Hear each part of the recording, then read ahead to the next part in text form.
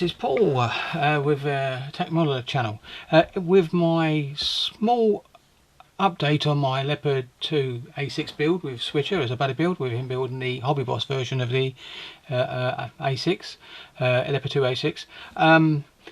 This is bits I've acquired three pieces of extras for the kit, two which I provided myself, and one that Switcher kindly sent me, which was quite a large little thing really. It was to do with the camo stuff, camo set. So it'd be interesting to do. So I'm going to remove this box and send me the lid. So there you go, showing the bits and pieces.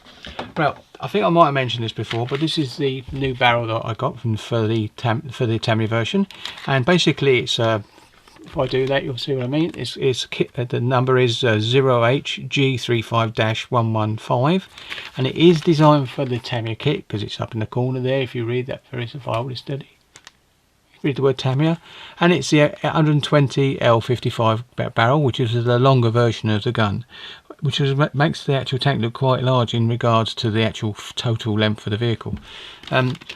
Comes with photo etch, some brass rings to go onto the barrel, and also some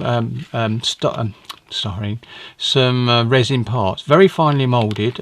There's a gate there to be cut off, and there's a bit of a further equipment for the end of the barrel. I believe that bit goes on the end of the barrel. There it is, and there she is, and I'll be looking at that later to make sure I get it in the right place. But there she is, a kit. I won't take the packet because I prefer to keep things in the packet, as most of you know now. So there you go. So that's the orange obby. Kit number, or part number is OHG35-115, and it's a 120 L55 gun. Lovely bit of equipment. It should look really good. Save me clean up the barrel. Right, the next thing I personally got myself was these. When these are actually mirrors, and you can see how reflective they are. These are self-adhesive, and these are called mirrors, peel and stick. And basically they actually save you trying to find a nice bit of chrome paint or silver paint to make the mirrors look more accurate. These will actually do the part, and you can actually, if I do that, I can actually see myself a little bit in them. But anyway, they're not going to be exactly perfect, but they'll be far better than a bit of paint, so that's work. And all I would say to Rich Switcher is, if you would like some, I can cut 4 off for you, because I still have enough mirrors to do at least another 1, 2, 6, well, 6 vehicles. So, and I've got another 3 more leopards to 3 leopards that could go as well, and another Hobby Boss one and 2 Ming versions as well. So there you go, that's the mirrors, and the part number for those, I forgot to mention the part number, is M357110, and there you go. Not bad, and not too expensive.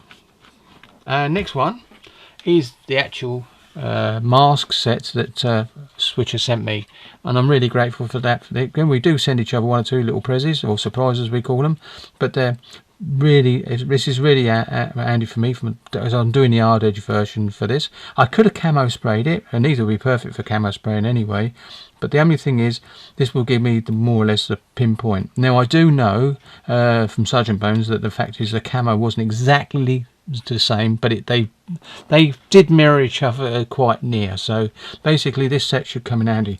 My only concerns is obviously how sticky the stuff is, and whether if I've got photo etch screens on the kit, they actually be peeled off when they've removed the masks. But I might be able to work out how to have the mask down and actually have some sort of paper inside the mask to make sure that it doesn't stick to any of that sort of stuff. But anyway, I'll cross that bridge when I come to it. So, because I won't be doing it straight away, obviously, because the build part will be quite intensive as well. Right then, so inside here, these are the sort of things you get. They've got numbers where they go, and I'm not going to do this because I don't want to affect the adhesive stuff in any way. But you can see there's the shape of the turret, and there's a pattern there straight away, and it's got the DG, RB, LG, DG, LG, RB. I'll find out what that comes in when I get the actual instructions out. But it looks pretty interesting to do. So thank you very much, Switcher, for this. It's fantastic, and I'm really looking forward to using it. I hope it all goes well, but I can always revert back to my original method, but I'm hoping that this works perfectly.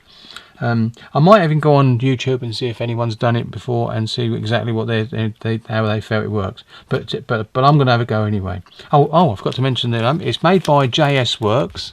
There it is, JS Works up there, and the actual number is item number is 5024. That's 5024 for the item number, and it is for the camo green, red, brown, and and light green, which is the NATO colours.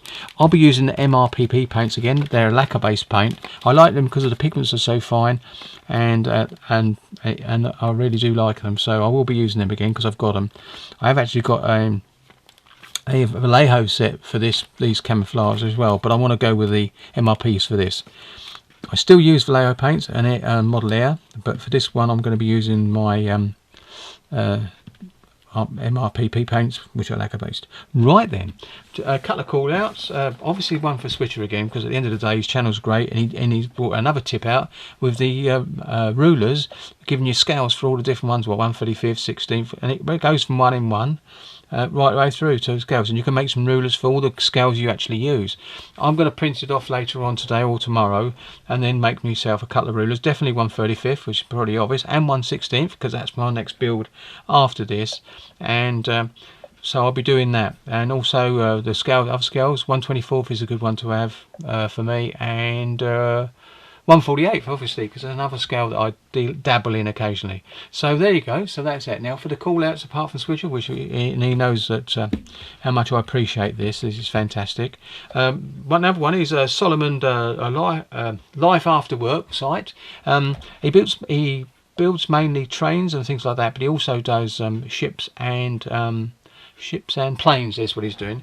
Now we've got an affiliation in some ways, because my very first plane was a Corsair that I built as a child, as you might remember if anyone's watched the how I got into modelling, and funny enough it's one of his favourite planes as well, and he's actually got the Tamiya 1/35, not the birdcage version, the last version of the Corsair to build in 1/32 scale. I've actually got the same Corsair but in 1/48, which I will build at some point, because I would like to build another Corsair, because I did build the original one as my first kit. I won't go back for the Airfix one, because I know the Airfix one of that period would be most probably cost a little bit more, but it's not a great kit, although my memories of it was fantastic. Another call out for Charlie Mack, another one. He's actually just done a sports car, and I'm trying to think what it is. It's gone now, but he's building a sports car, and it does really good. His site is very interesting, and another fact, he's got a motorcycle, a real one, 1 in 1 scale, and it's a Fat Boy, one of the earlier versions I believe, and that sounds fantastic. He had a little short video on that, so very interesting site again. Pick up things from everyone on this in our hobby, and then Charlie Mack's worth a visit, and have a see what he's got up to offer. He's done a really good Civil War submarine, and when I say Civil War I mean the Confederates against the Union. Another really interesting build that was really good, and he had he had to do a bit of scratch building in that one as well. Right, so that's Charlie Mack. Let's have a look at his.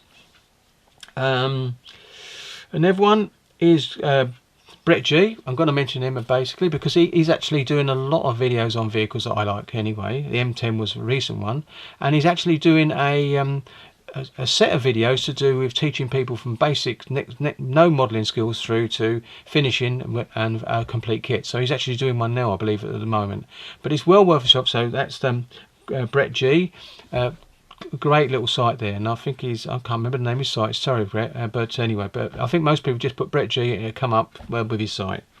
And one more, this is for the Tank Museum at Bovington, believe it or not, because they have actually got a YouTube channel now, and that's really interesting because the vehicles there and the models they're talking about are 1 in 1, and I really enjoy Bovington Tank Museum. We go at least well, sometimes 4 or 5 times visits a year, and if I could do more I would. If I lived next door I'd be in there like a rabbit up a was it? No, a rat of a drain pipe. That's it. That's the right terminology for that.